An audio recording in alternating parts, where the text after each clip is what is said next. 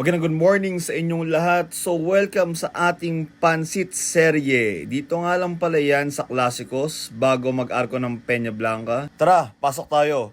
Ito nga pala yung itsura niya sa loob. Ayan, may malaking dining area. Kasama nga pala natin yung mga tropa. Ayan na sila. May dining area pa dito. Then ayan yung pwede nyong orderin. Classic 120 at 150 double egg. Aliwales nga pala dito. Tapos may additional dining area pa dyan sila. Ayan, mas marami kayong makakaupo dyan kung madami kayong tropa ng pupunta.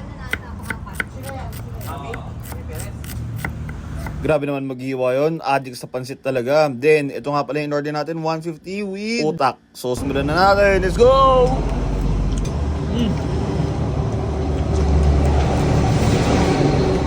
Grabe, isang subo pa lang, nabaliw na agad yung tropa natin.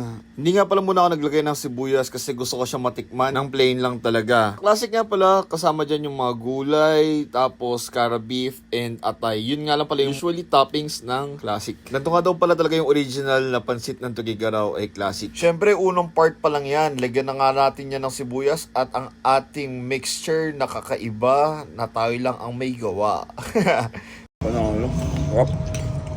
Thai loops nga pala natin yan, 150 ang in-order ko ha. Dalawang itlog yan, panalo. Tapos, ayan, ubos agad, parang magic. Then, lagyan na natin ng sabaw. Tapos, may naglagay pa ng isang sabaw. Grabe naman yun. Tapos, pawis na nga na naman tayo. Like and follow for more.